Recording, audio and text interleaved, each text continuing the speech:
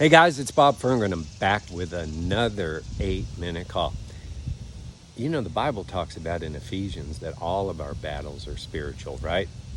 And we got to do all these things, to prepare for those spiritual battles. And I think a lot of our spiritual battles really come down to a few things which then affect our mind, which affects our emotions, and which affects our ability to be successful in whatever endeavor. Now, I'm primarily a business and leadership coach. I've helped thousands of people earn millions of dollars, but of course in that process, you got to deal with a lot of issues with people to get breakthrough. Now, that doesn't mean that I'm hammering people with salvation. I mean, I hope that, there's enough light and salt in me that people are attracted to that and want to know more why I have hope in my life. And that's, of course, Jesus Christ. But I just love helping people. So I may attack an issue that's just the issues that we all face. For instance, a lot of people have a problem with forgiveness. And I've talked about that on this channel. Forgiveness, think about it. There's people who are less than and they're in their 30s, 40s, 50s, because of how their parents treated them, because of bad teachers, other people, right? And so they haven't forgiven them. That doesn't mean forget. That doesn't mean if we're in an abusive situation, you need to stay in an abusive situation. But we have to forgive, because for the most part, the people who have hurt us don't even think about us. Most people are only thinking about themselves. So think about that weapon that's used against us by the enemy.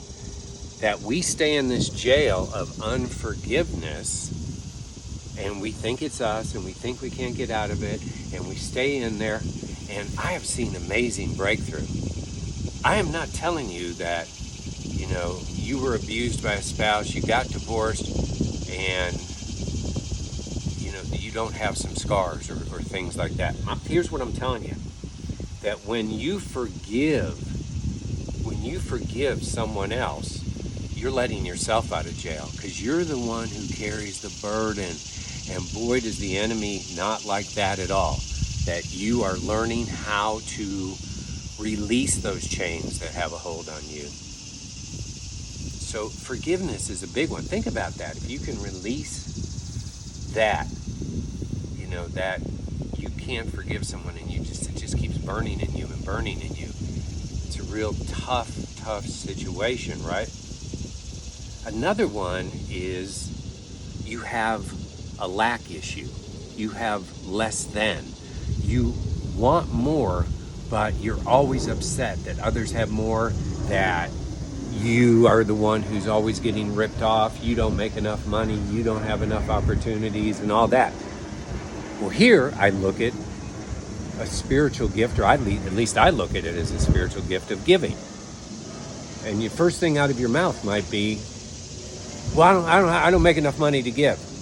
Okay, well, the Bible talks about one of the greatest givers who gave it all was this woman who had what I would guess in today's world is maybe a penny or maybe a nickel's worth. And she gave it all.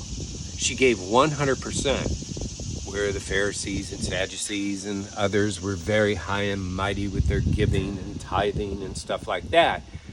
But they were withholding more. So let's talk about giving.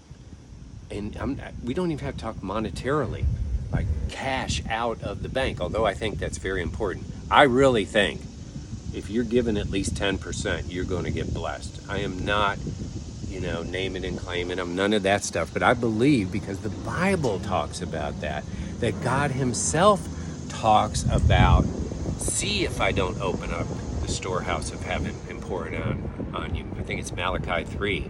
I would read that if I was you and kind of trust that God's going to do his thing. But here's one I want you to think about. Every one of us are hoarders in America. It's rare. It is rare that you don't run into people that aren't hoarders. One of the most successful businesses in America is storage facilities. Now, another successful business is people abandoning those storage facilities because eventually they can't pay for them. And so People hoard all this stuff, and houses are full of stuff. I'm guilty of it. And clothes I'm never going to wear, shoes I'm never going to wear.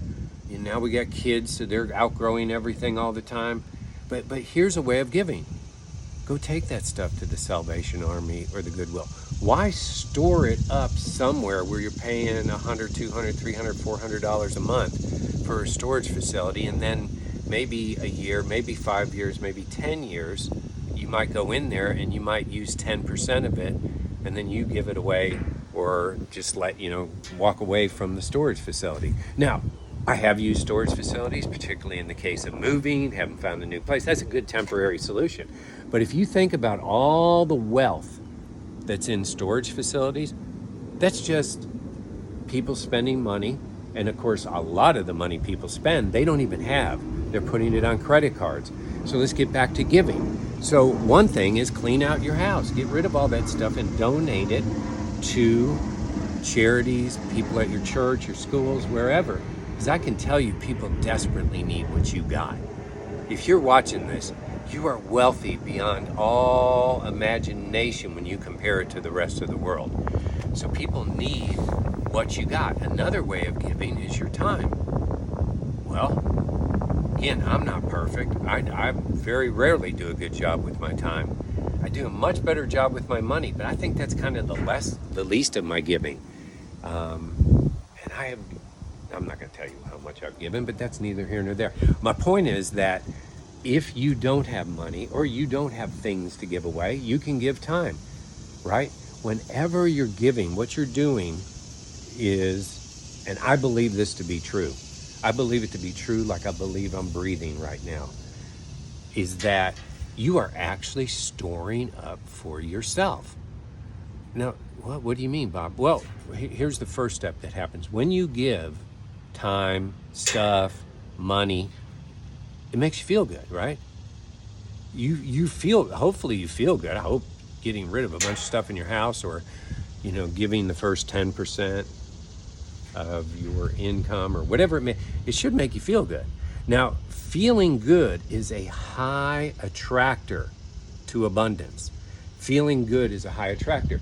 People who don't feel good, who moan and groan, who complain, who are Debbie Downers, rarely attract abundance. People who feel good. Go watch The Secret or study any book on, manifestation or creation of wealth or, getting what you want and those things. Well, the first things they talk about is feeling good, right? So when you feel good, you are positioning yourself to attract more and better in your life. So giving, I talk about forgiveness and giving. They're so important. And then to me, the icing on the cake is gratitude.